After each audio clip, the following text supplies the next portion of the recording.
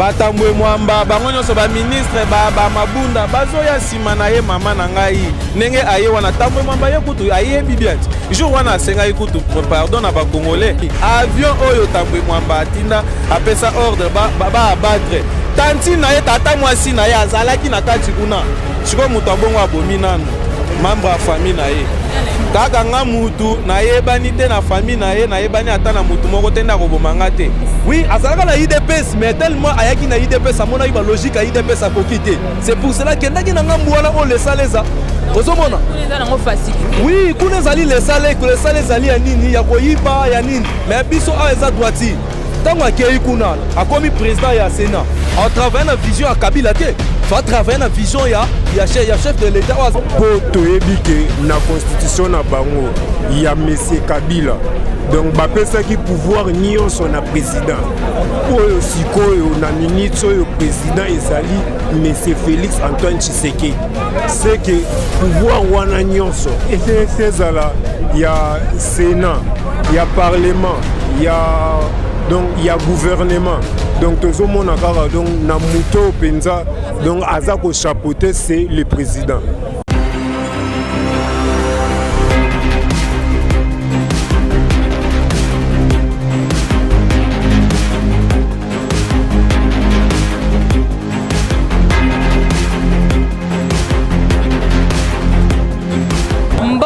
Bandeko balandi ya Congo Millennium bino ba bozaka vraiment branché scotché na émission yo polele pour na kolanda o ezali ba information sûre na ya mboka na biso République démocratique du Congo toujours na ya bino Inès Tumba na simabilili ndeko Zuma Juras Mwanda azanga raté na ngwana lelo toza awa na limité précisément na 10e rue na siège ya UDPS o to benga mingi permanence awa ndi to ye poto solana ba combattant to solana bango boyo kapi makanisa bango to biki bandeko mingi botuna kibiso motuna bozana besoin boyo kapé bango est-ce que bazalaka na même idéologie wana yango to baki to satisfaire bino to quitter sur terrain c'est pour la deuxième fois toza awa déjà na ba komata bazon tout autour na biso yango na to kopesa maloba na ndeko moko za pembe na biso ya mbote ndeko na ngai mbote ma journaliste kombo nani kombo na ngai Daniel Kabongo. Daniel Kabongo en tout cas faut tala mingi na caméra pour bandeko bo solo là ezali solo tozo solo la voilà ko lanta lolenge oyo ndeko fatia zo kamba mboka est-ce que ça na satisfaction na bino ezandengo bino pena bo lingela ki jusque là bon ezandenge biso lingeli mais kotala côté mpasi mususu ezanti mo intercal ndenge nini par rapport ndenge leader na biso ndenga bana ko lingela kino batuso ba sima mu Congo na eto na vision na e mais tout moi côté Sénat même na parlement et donc vraiment ndenge biso singela ko to lingela kiti donc ça quoi bo se retrouver té na marambo mais bo sani ki na sima lango ezana moi contrat to pe alliance moko oyo fatia salaki oto benga FCC cash coalition wana yango peut-être ndezo ramener ba position ezane bino bozomona bon wana za ko ba ebele c'est-à-dire na kaja coalition na biso ezaki par rapport ndenge sengelaki kino le ko bango bazaki majorité so minorité faut kaka to sala bongo mais yango le but est que non bango bazali kola mo concité alors koko c'est ça par rapport ya moi makamu kwa mike mais c'est la constitution biso toujours président zaka likola makamu nyonso par le bique président zana na likola makamu nyonso oui mais ya zara juste en tant que président mais côté législatif ben institution ningo zolo bawana moya bouger ngo ezate pour bouger pour likambo ça il faut décision ba parlement parlementaire majorité ba loba soki majorité ba lobby ya ko bouger on susté bon ya on demi beko mama journaliste bino boyi makambo constitution malam dès que na minute peut-être tu bana ko kende malé to compare no constitution PS président makoki nyonso yenda za mutu ya constitution la biso nyonso o ya ko bande banfu balanda ce balandi te garant des nations ezai ce balandi était à la capacité ya ko résoudre ko penser le quoi mais or bande ko FCC to bango nyonso to sala bango coalition faut ba yeba que non bala c'est ma président dès que ce ba boy kolanda vision na yi ah voilà pour la sur la président na biso te na banzi na mikolo le kaki batuna kina France 24 ko na Lubumbashi papa journaliste a expliqué que sous ada quand prophète de malhérité pour le kaka penser mais comportement na bango ndeko ça qui est indiqué ake ko panza bon o kitaba ko panza parlement eza pasi na bango pe na bango na bana bango bakozanga kwanga alondela ko rappeler bango que non basala politique moko avec sagesse pour na tina peuple soit président biso ya vision le peuple d'abord une vision ya moi même pratique la kabiso na moi bandeko base belé bandeko pe bakoloba ndeko yo koloba voilà mbote na ndeko kombo nani kombo nanga Dani ndeko Dani balobi soko ena siège na permanence okokuta bandeko bazaka wana baza misala ya osala te ou bien nini lasa okende za te aweza kaka plein Dani bozo faire partie du groupe wana to bandeko wana ba réponse ezalaka na mtuna wana o ezalaka état d'esprit oyo ezalaka te ke toyaka epa mutu moko boye tobetaka matolo mituna biso nde esalaka yango nde etindaka mpe botoya awa ezalaka toyaka te bozala na mokope moko bokie na okopa po oyo koya awa ngai tosalaka misala kutu tosala tomona misala yango oyo eyeti yo ozomona teke tokomi dali na pouvoir misala ekomi koyaka omonaka te chaque jour sala ntango totelemia kala te okomona baleki awa biso nano baparlementaire totelemia me okomona baleki awa batie base ozomona te yango wana ezoyaka sikoyo fati na pouvoir tozozela gouvernement ebima mais déjà na Sénat kuna ndeko Alexis Tambwe Mwamba aleki enda komi président ya Sénat yo moko kutu nasepeli mpenza ndenge olobi ke président ya Sénat mpo nga nayebaki okoloba ke président ya république wana nga nabunga kumbati kasi président ya Sénat ka yo moko nde olobaki ke olobi outi koloba na yo ke président ya Sénat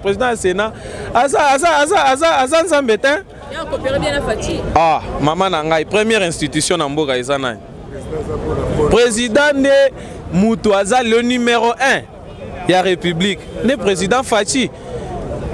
Batambwe Mwamba bango nyonso ba ministre ba mabunda bazoya sima na ye mama na ngai ndenge aye wana Tambwe Mwamba ye kutu aye bibianti jour wana asenga ye kutu pardon na ba congolais pardon mingi toyoki ba boyaki bon pardon wana nga kutu na kondima ngote parce que yo mutu oyebi ke na ketch wana mama leki na yo ou bien leki na yo azokende na ketch mais yo moko lobi 207 tout a ketch wana mama leki na yo akufi siko mutu abongo osaleli nanu membre ya famille avion oyo Tambwe Mwamba atinda apesa ordre ba abattre tanti na ye tata mwasi na ye azalaki na kati kuna siko mutu abongo abomi nanu membre ya famille na ye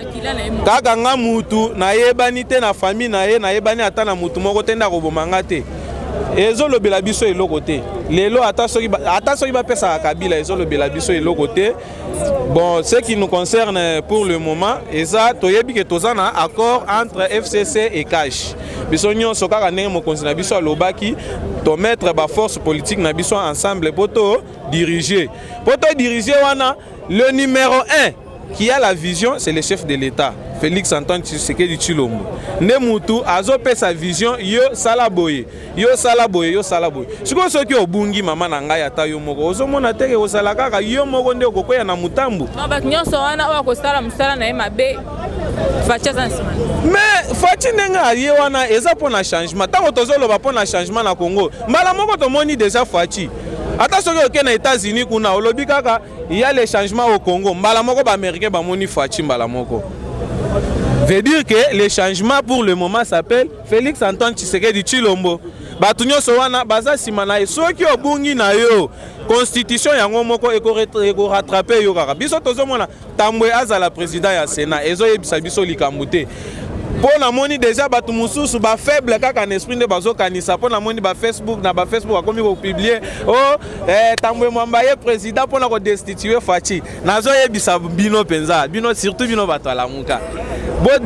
se détromper na bamakambo wana mpenza ntango bozokanisa Tambwe Mwamba ya kodestitue Faci na nde nini biso nanu peuple toza awa Tambwe Mwamba mutu moko na Sénat aleka biso peuple congolais na makasi bino bato alamuka botika makanisi na bino wana botika makanisi na bino chef de l'État azawana c'est lui le garant de bon fonctionnement de l'État.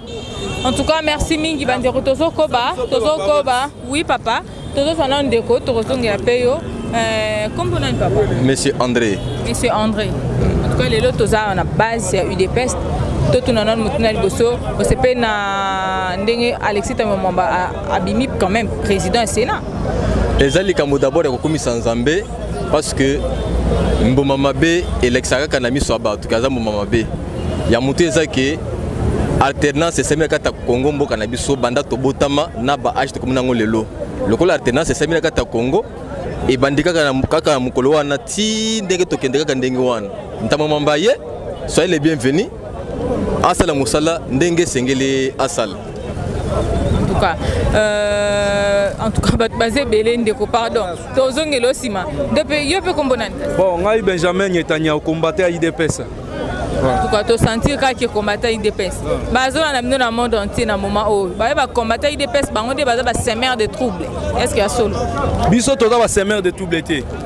Biso toza batu oyo toza formation pe Tshisekedi pona mboka oyo eza na droiti. Soko lelo oyo ki IDPS a sali trouble, c'est que to ki mabe. Yangwana to bimi na nzela ne to sali trouble.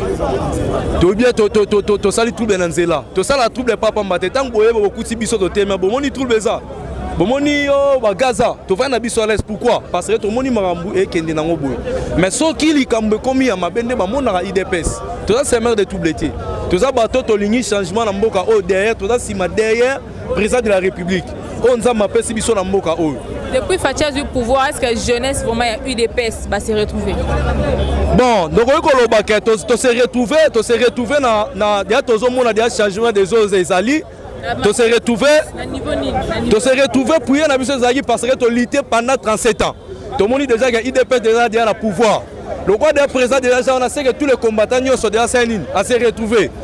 Donc, quand se retrouver, tu habites ce bolingi, tu se retrouver na façon ni soit bien matériel, tu habites que tu soigné kozala. Parce que déjà tu as un changement ça dia liboso na biso, tu habites que changement na dia calamité tout le monde na tozana ngo. Awa mi tuke bando tonda awa ya ba combattant. To yeboye, to parquer mutuka, au telemi wana oye meeting na yo sili ozongi. Donc changement des alliés. Lelo toti na parlement kuna ndeko Alexis Tambwe Mwamba a commis président Sénat et puis premier vice nae ezali ndeko Sami Badi Banga et ça bino ndenge ni bon biso to bangelo moko te parce que ndeko na biso oyo Tambwe Mwamba aza mutu aza congolais bon atoyebi ke asalaki na Kabila mais oyo eza régime ya Kabila te. Oh, ça régime ya Fachi. Ça la peine à UDPS. Oui, ça la UDPS, mais tellement ayaki na UDPS, à mon avis, logique à UDPS à kokité. C'est pour cela que ndaki na ngambouala on les saleza. Ozomona. Facilité. Oui, kuna zali les salés zali ya nini, ya koyiba ya nini. Mais biso a eza droiti. Tango akei kuna, a commis président ya Sénat. En travaillant na vision à Kabila te. Faut travailler na vision ya chef de l'État en place pour la population. Pour n'engazala pour azala aimer il fallait ça la makambo eza bien mais soko l'intérieur mabe nzamba obimisa libanda parce que pouvoir ya Fati omoni nzambe wa sambela ki wana batanga komba Jésus papa mbate Jésus tango tanga komona na manenga mabe obimisa misano libanda lokola bondela équipe comme place wana nzamba ya noli prière na ya pesi mais bisika komi wana azana intention ya bien mais soki azana intention mabe les même prière wana wa sala ki ale ko détruire ye moko et ko détruire. Merci mingi ndeko na banza tozo ape bande comme susu nana koloba voilà en tout cas bande ko bazoloba okoloba papa to peso maloba oti papa kombo nani bonjour maman donc kombo nanga Junior Kabasu ndeko Junior balobi awa base ça toujours plein permanence ezanga batute là sorte d'information place bino ko sanga kaka chaque jour kaka bon toyaka pona donc toyaka moi kozwa moi ba masolo ebele ya mboka ni awa po toyaka tosalaka ba analyse ya bien pona kotala ndenge nini donc ba makambo mboka ezoke lelo ndeko Sami bangazalaka ndeko ya UDPS kala lelo yazala ngambu ya bandeko pe perdre article bima premier vice ya Sénat et c'est belle bino quand même bon mais c'est Sami Badi Banga kozwa na été bon pona biso pena donc ba combattant donc kozwa poste ya Sénat ou soit donc na parlement pona biso pena donc tozomona ngo penza maté donc tozaki ndeko viser trop place ya président de la République po toyebi ke na constitution na bango ya monsieur Kabila donc bapesaki pouvoir nyonso na président oyo sikoyo na minute oyo président ezali monsieur Félix Antoine Tshisekedi c'est que pouvoir wana nyonso ezala ya Sénat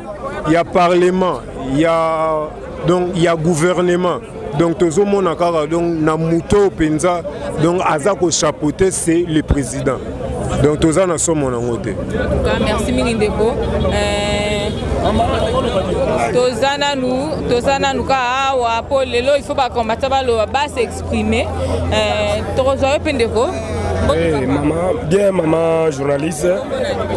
Ngai comme ngai Nazaka Mbekamba André, Naza secrétaire national de la Ligue de jeunes à IDPS. La caméra pour tous ceux qui bandeko ba Orlando na Bilili na moment oyo.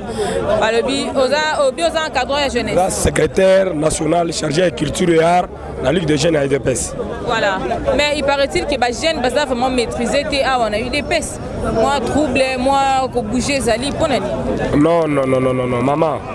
Na base que yomoko ye caméra na bino ezotambola na liboso ya permanence na biso ya IDPS. Omoni ba jeune baza calme.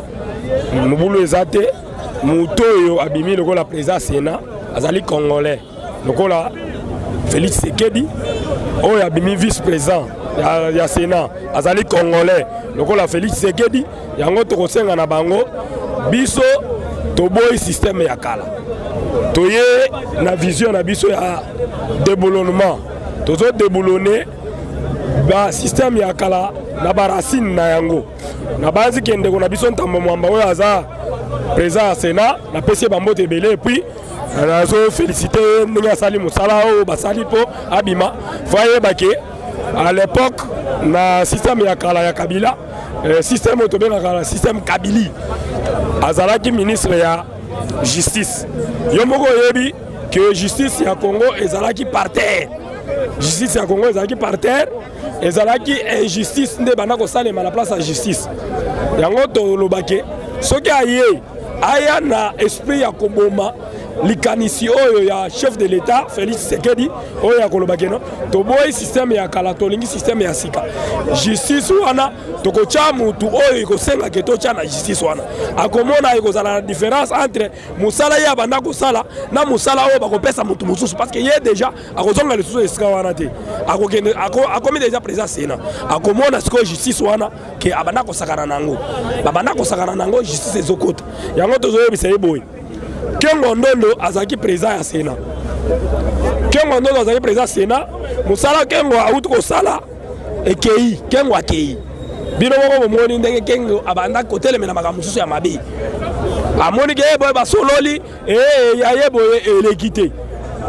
Elekité Kengo abanda kotia makanisi na mingi na peuple congolais. Peuple congolais amoni te eloko so na sali yango mabe na kobomisa peuple. Kengo avoir ça eloko nyonso abanda ko raisonner 3 fois pour sala yango. Ata soki Kabila imposer bango ne a imposer bango wana. Kengo azalaki kaka ko raisonner 3 fois pour sala likambo. De yango to senga yepe ntango mwamba. Oza président Sénat. Koya wana na ba sentiment ya kabilité, ya système ya kabilité. Koya na ba sentiment wana te biso to sengi na yo yaka na système otoza nango ya déboulonnement. Système yake okuti na Sénat ndeko Kengo abanda ko la peuple. Yo pe oye osali 3 fois plus que Kengo. Oyo peuple abanda betelo maboko parce qu'un jour okozala kaka na posa au sali la peuple musala. Kolinga te ke non au sali ba individu au sali ba boye et loko kanande tozo loba. En tout cas tozo pesa bango ba bienvenue na Sénat. Bango nyonso na ba vice-président bango nyonso biso base ya IDPS to pesi bango ba bienvenue boya na Sénat bo sala musala ndenge chef de l'État azosenga bino bo sala yango parce que chef de l'État posa na ye kimie zala na mboka posa na ye ko respecter constitution posa na ye makambo nyonso peuple aza nango posa priorité c'est le peuple c'est ça. Merci Minginde. Vato ke musika base parlementaire lingana ko lobani non structure non to comprendre on linga lobani. Non, oza parlement debout et loko e bandaka tangu ba papa na biso de 12 parlementaires tangu ba